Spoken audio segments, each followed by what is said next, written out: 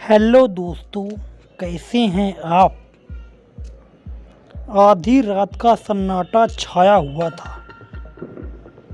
माँ की नींद अचानक खुल गई।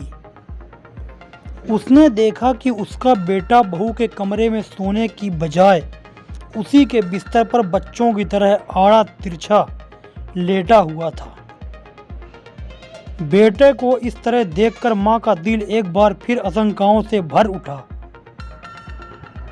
वह धीरे धीरे उसके करीब गई और उसके सिर के नीचे तकिया लगाते हुए उसके माथे को सहलाने लगी।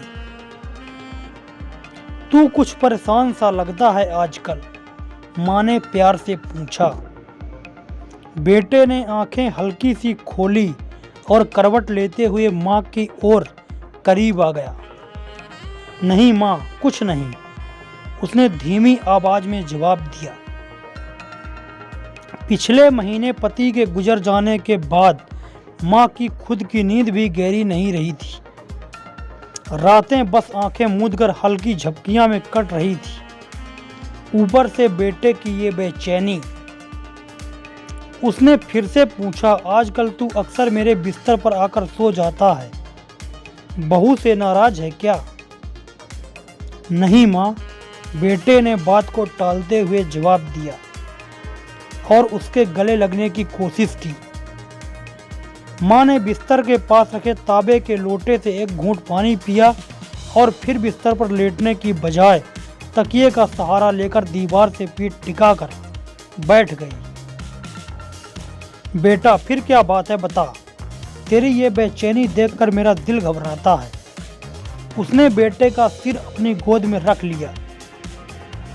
बेटे ने माँ की घबराहट को महसूस किया।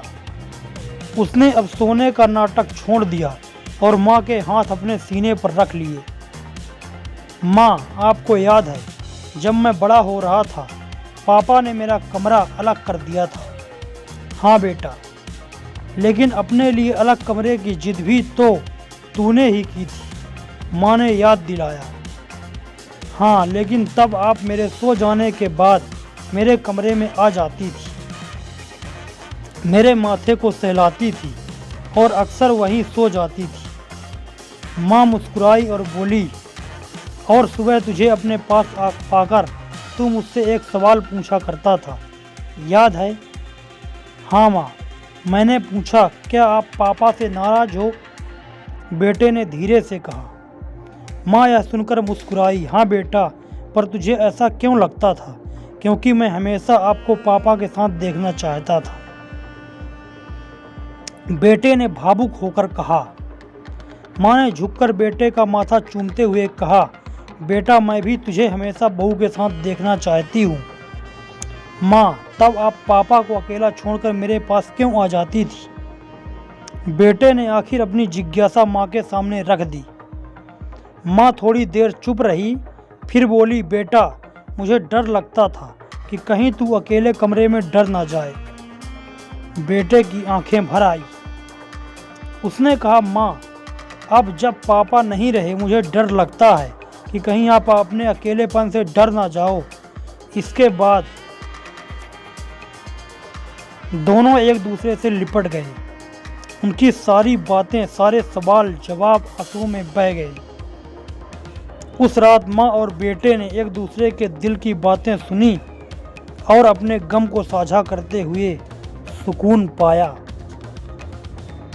तो कहानी कैसी लगी कमेंट करके हमें ज़रूर बताएं। अगर वीडियो पसंद आए तो वीडियो को लाइक कर दें, चैनल को सब्सक्राइब कर लें ताकि मेरी हर वीडियो आप तक पहुंचती रहे। धन्यवाद।